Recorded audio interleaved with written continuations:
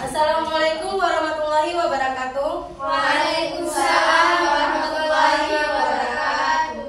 Bagaimana kabar kalian hari ini? Baik, Bu. Hadir semua? Enggak, Bu. Ada nggak hadir? Ya udah kalau gitu kita absen dulu. Baik. Gebrina Umilza, Maulina Zuri, Hadir, Bu. Pipi Aida, Hadir, Bu. Rahlia Faizan, Hadir, Bu. Susi Ismayani, Present, Miss. Mafira. Izin, Bu. Kenapa izin? Katanya banjir. Oh, Banyak oke. banjir, Bu. Baik. Rizka Ramadhani. Hadir, Bu. Baik. Kita masuk ke dalam materi. Ada yang tahu materi kita hari ini apa? Nggak ada, Bu. Nggak ada, Bu. Lupa, Bu. Baik, materi kita hari ini adalah pedagang, penguasa, dan pujangga pada masa klasik Hindu-Buddha.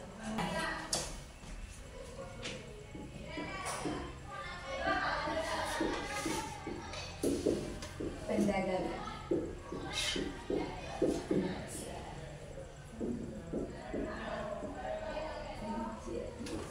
Pedagang, penguasa, dan pujangga. Kalian kalau dengar kata pedagang, apa sih yang terlintas dalam pikiran kalian? Jual beli, Bu. Duh. Yang lain? Yang lain ada? Nggak ada, Bu. Seperti yang Maulina bilang tadi, memang pedagang adalah jual beli. Pedagang, mereka ini adalah suatu golongan orang yang mendagangkan produk-produk mereka. Mereka melakukan proses jual beli dengan para pembeli. Nah, yang Ibu bahas di sini adalah para pedagang yang datang dari negara-negara lain. Mereka datang ke Nusantara. Mereka mendagangkan produk-produk mereka.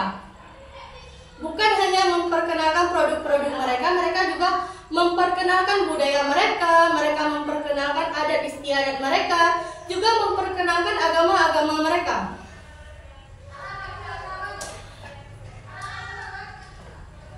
Kalau kalian mendengar penguasa, apa sih yang terlintas dalam pikiran kalian? Ya, pastilah raja-raja gitu kan, pemerintahan pada zaman dulu. Benar, penguasa di sini adalah para raja-raja yang pernah menjabat atau yang pernah menjadi raja lah di kerajaan yang ada di Indonesia. Dan para pujangga, kalau mendengar kata para pujangga, apa sih yang terlintas dalam pikiran kalian? Pujangga itu seperti penguasa. Kita lain. Yang lain bagaimana? Kasih saya. Pujangga sih.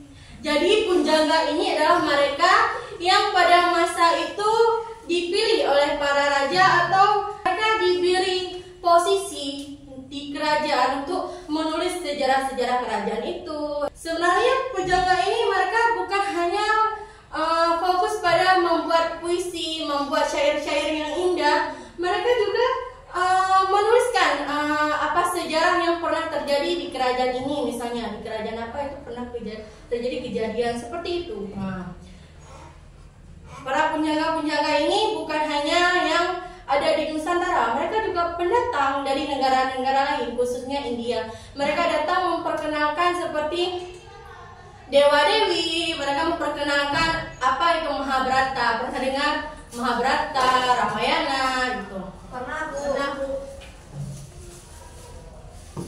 Nah,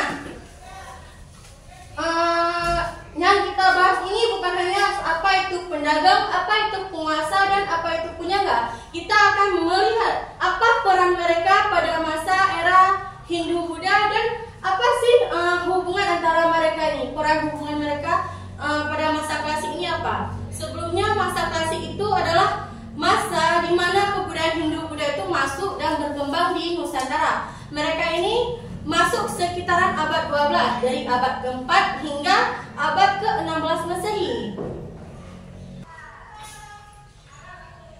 Nah, pedagang itu seperti yang Ibu bahas tadi, mereka datang dari negeri Cina, dari India, dari Arab Saudi. Mereka datang ke Nusantara kita. Mereka memperkenalkan seperti budaya mereka memperkenalkan adat istiadat mereka. Pedagang ini berperan penting. Nah, peran mereka ini. Mereka berperan penting dalam membuka hubungan dagang dan diplomasi antara Nusantara dengan negara lain. Nah, jadi pedagang itu datang ke sini, mereka datang ke Nusantara, mereka mendagangkan produk mereka, gitu kan.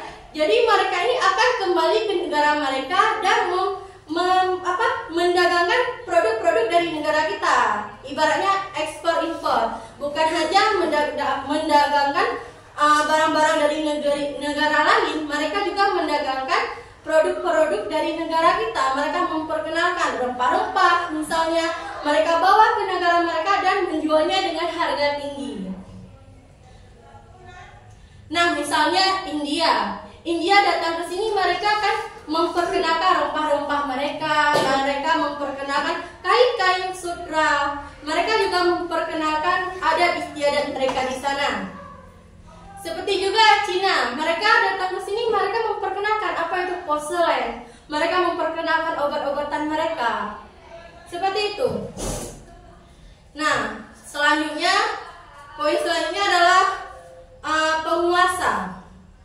Apa sih peran penguasa pada era Hindu-Buddha? Ada yang tahu? Penguasa, seperti pada hal umumnya, penguasa adalah orang yang memiliki kekuasaan, otoritas atas suatu wilayah atau kelompok. Mereka berperan penting dalam membentuk kerajaan-kerajaan bercorak Hindu-Buddha di Nusantara. Penguasa ini menjadi pelindung bagi para penjaga yang menghasilkan karya-karya sastra Hindu-Buddha. Karena kan tadi kita bilang penguasa-penguasa ini juga melindungi para penyangga. Benar kan? Nah, ada kak terlintas dalam pikiran kalian kenapa sih para raja-raja ini memilih untuk masuk ke agama Hindu dan Buddha?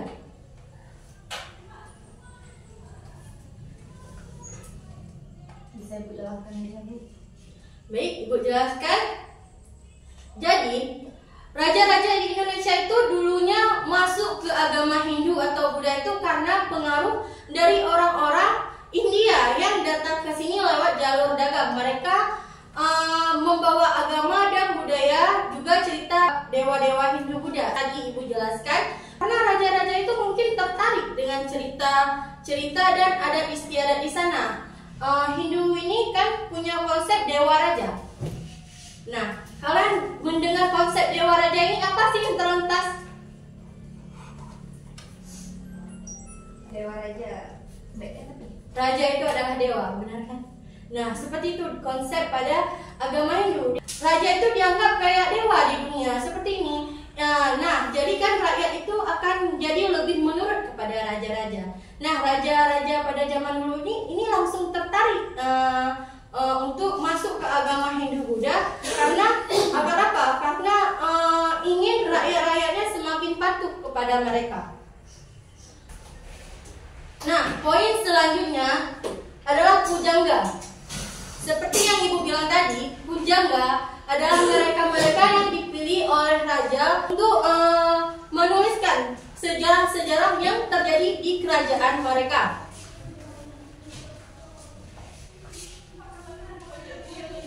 Pujangga itu sebenarnya seperti penulis, sastrawan atau orang yang ahli dalam seni sastra di zaman dulu. Mereka gak cuma nulis cerita, tapi juga bisa menjadi sejarawan, penasihat, atau bahkan diplomat. Tugas mereka adalah menulis karya-karya yang mengangkat nama raja, kerajaan, bikin cerita yang mengandung ajaran moral atau agama, dan mencetak sejarah kerajaan.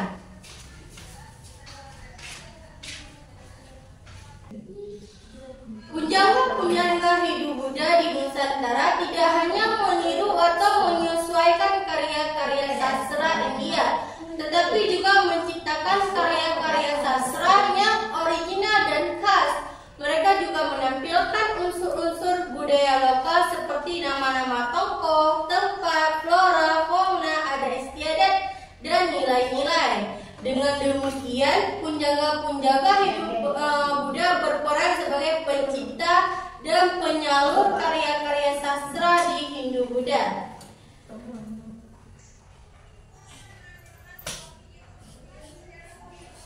Nah, dari yang Ibu jelaskan tadi, ada sih yang ingin bertanya? Saya, Bu. Ya, ada. Apa pertanyaan Rafdia? Jadi ini Bu, sebelum raja-raja menganut agama Hindu dan Buddha, adakah perlawanan dari masyarakat terhadap raja?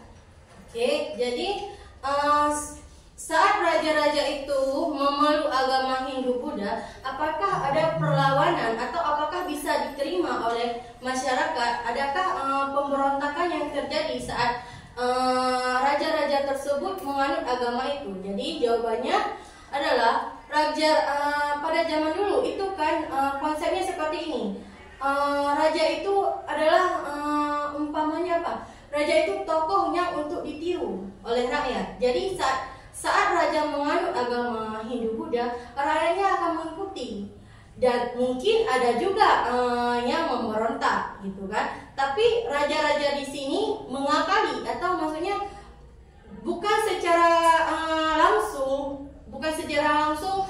dia menganut agama Hindu Buddha. Mereka menggabungkan gitu ajaran-ajaran yang ada di Hindu Buddha. Mereka menggabungkan ajaran tersebut dengan kepercayaan pada masyarakat setempat. Seperti mereka kan mempercayai adanya roh nenek moyang. Jadi raja tersebut mengakali dengan menggabungkan kepercayaan Hindu Buddha dengan kepercayaan lokal seperti roh nenek moyang tersebut. Kesimpulannya pada hari ini adalah hubungan antara pedagang, penguasa dan penjangga pada masa itu sangat mendukung. Pedagang membawa barang-barang dagangan, agama dan budaya baru dari luar yang tidak hanya menguntungkan ekonomi kerajaan, tapi juga memperkaya budaya lokal. Penguasa menyediakan perlindungan bagi pedagang melalui pelabuhan dan jalur dagang yang aman, sambil memanfaatkan barang dagangan dan ide-ide baru untuk memperkuat kerajaannya.